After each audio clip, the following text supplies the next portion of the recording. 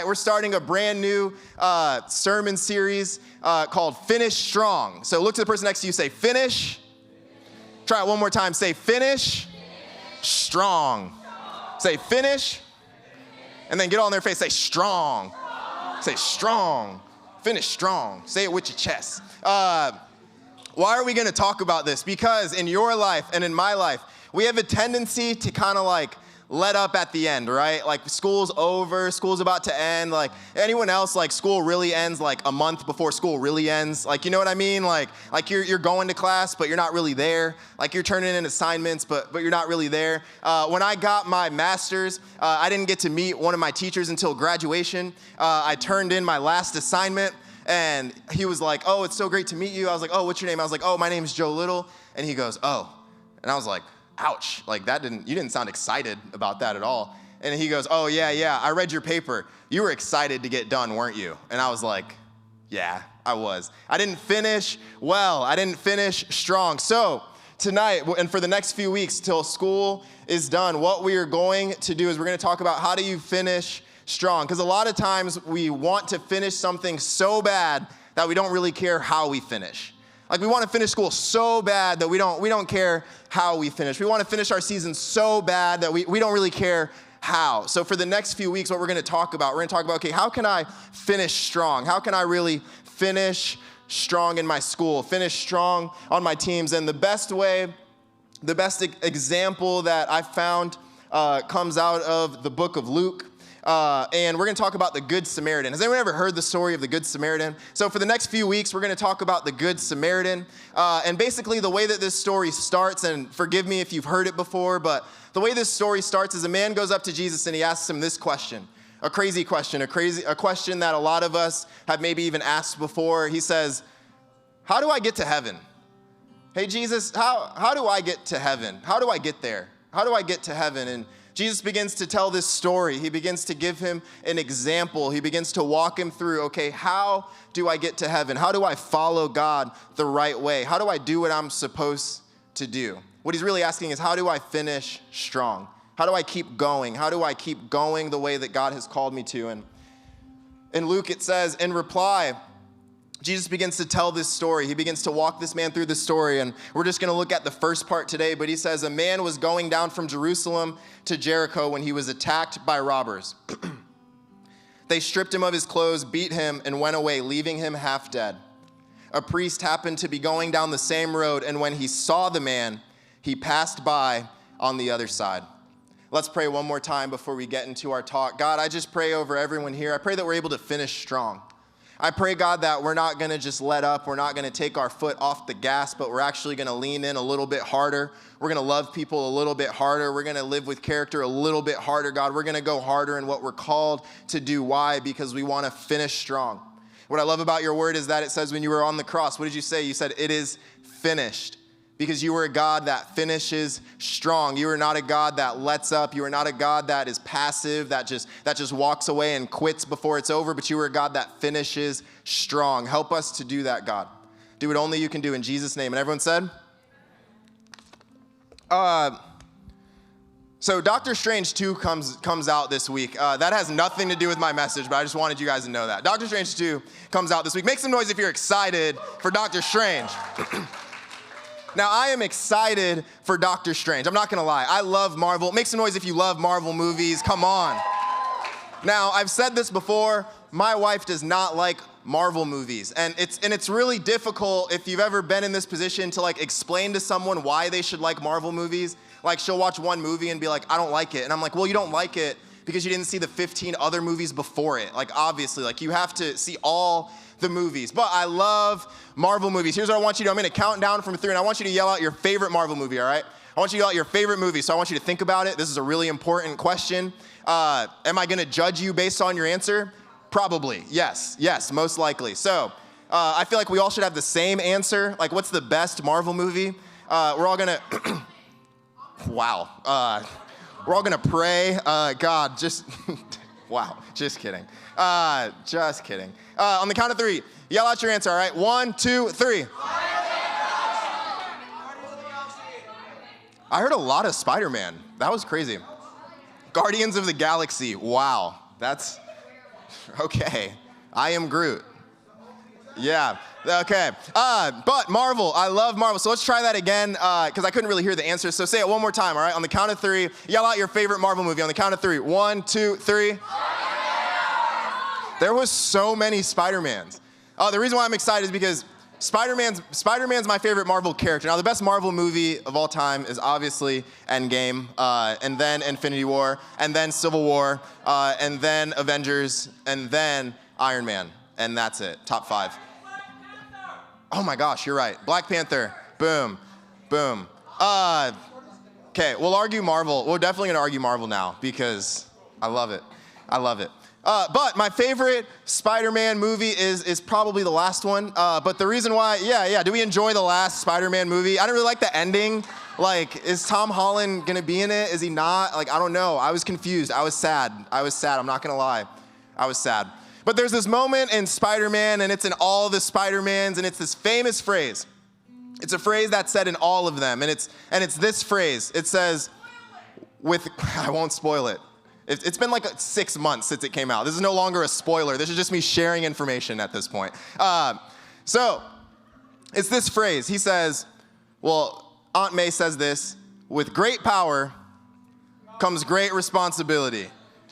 What did she say? She said, oh, was it Uncle Ben? It was Uncle Ben. No! Cut the tape. Just kidding. Wow. Yeah. No, Aunt May said it at some point. Yeah, Aunt May said it in the last movie. You guys are crazy. But a person in Spider-Man said this phrase. A character said this phrase. With great power comes great responsibility. Now, I want us to think about this statement just for a little bit. With great power comes great responsibility. With great title comes great responsibility. With great authority comes great responsibility. And if we think about this story tonight, a story that a lot of us have said that, okay, we've heard this story. What's interesting about this story is I was thinking about it and processing it. Like why did the priest get a bad rep? You know, like if you really think about this, what scholars believe happened is that the priest is now on his way walking home, and he's pretty much been at church for like a month. Like, have you ever been to a long church service? Like, their church services lasted like a month. So literally, he's at church for a month, pastoring, walking with people, helping people, praying for people, and now he's walking on his way home.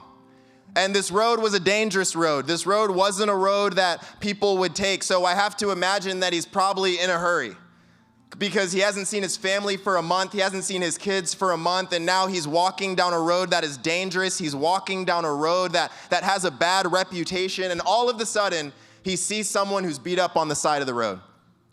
And we give the priest a bad rep because he didn't stop. But I think in your life and in my life, there are moments where we're probably in situations and we didn't stop. But I began thinking about this. Why did the priest get such a bad reputation? And I realized the reason why is because of one word, priest. Because he was a pastor. Because he was a priest. So because he was a priest, we expect him to stop. Because he was a pastor, because he was someone who said, I'm going to give my life to follow God, we expect him to stop. Because he has the title of priest, we expect him to hold the responsibility of priest. Because he has the title of priest, we expect him to hold the weight of priest. Now, why do I say this? Why is this important? Because in your life and in my life, if you've decided to follow Jesus, we now have the title of Christian. That means that we follow Jesus, that we now try to walk with Jesus. And in your life and my life, what we have to know is that there's some responsibility in that there's a weight in that there's actually some responsibility, some authority in that. And what can happen in your life and in my life is we can say, yes, there's grace, yes, there's mercy, yes, there's love, all things that are true. But we can forget that there's also a responsibility. That you and I have a responsibility to love the people around us. That you and I have a responsibility to be nice to our friends. That you and I actually have a responsibility to love those that have hurt us. But what this story shows me is that I can live life for Jesus, but not really live life like Jesus.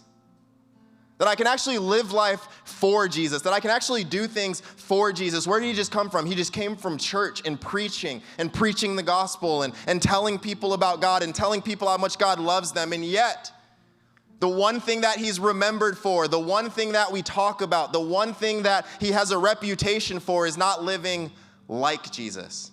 is not walking like Jesus, is not having a relationship with people like Jesus would have done. But my main point tonight, we preach one-point messages here at Mission Youth, and my main point, the one thing that I want you guys to focus on tonight, we cannot be so focused on doing God's work that we overlook God's people. We can't be so focused on doing God's work that we overlook God's people. What's interesting about this story is that it says that he crossed over to the other side. Now, in your mind and in my mind, we can sometimes think that this is like, okay, over on Ignacio, like this must have been a huge road. So he had to walk all the way over here, and then he saw this man and he walked all the way over here to the other side. But what's actually true about this, what actually is more likely, is that it wasn't really a road, but it was more like a trail. It was more like maybe the space in between these speakers. So when they say, hey, he had to cross over to the other side, that means that he actually had to cross over, but he also had to probably make eye contact with this man. He also had to probably step over this man. He also had to probably squeeze by this man. And yet in your life, in my life, we can be near hurting people. We can see hurting people. We can hear people hurting on their teams, hurting in their lives, hurting in their family, and yet we can make the same mistake and just squeeze right by them. Just step right by them. And if you want me to be honest, I don't think that the priest had any bad motives. I don't think that the priest did this because he hates helping people. I think the priest did this because he was busy, because he was in a hurry. And one of the biggest problems in your life and in my life is not that we don't care about people. It's not that we don't want to help people. I feel like if I was to go down the line and ask you, do you want to help people? Do you want to help people? Do you want to help people? The majority of us would say yes, but we also might say that we just don't have time. Well, I just have to get to practice. Well, I just have to get to class. Well, I just have to get to lunch. Well, I just have to get to my circle, my friends, my things. And yet, what it says in this story is that the priest just so happened to be on the road. You see, it doesn't say that he meant to go there. It doesn't say that he purposed to go. It's that he just so happened to be there. A lot of times it can feel like, oh, well, I just so happened to be on this team with this person. Well, I just so happened to be in this school with these people. Well, I just so happened to be in this environment and this family. But can I encourage you, yes, you might be there by coincidence, but you're also there on purpose.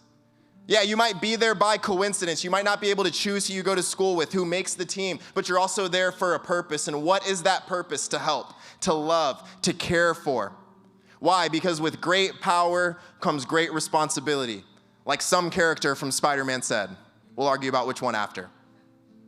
But what you have to realize is that in your life, in my life, my prayer for our youth ministry is that we would be people that are not coming to church on Sunday, but not having our lives change on Monday. Is that you wouldn't be people that come here in an environment like this and you would hear from God and you would listen to God and then go throughout your days the same. But what would happen is that you would be in here and you'd be inspired. You'd be changed to slow down a little bit. To say, God, there's people in my school that need me. God, there's people on my teams that need me, that need prayer, that need hope, that need love. And I'm not just going to scurry past them because I want to just end the journey, but I'm actually going to slow down because I want to finish strong. I'm not just going to sprint down the road, a road that might be dangerous, a road that might not be the best for me, but what am I going to do? I'm going to slow down, see who's around me, and I'm going to finish strong. And if we do that, I believe we can change the area. I believe that a spark can happen in our city. I believe that we'll see people get saved. We'll see lives be healed. We'll see students who are struggling with addiction, who are bound, who are hurting, begin to have life for their future. Why? Because you and I decided we're not just going to sprint to the finish line, but we're going to finish strong. You guys can go ahead and stand to your feet.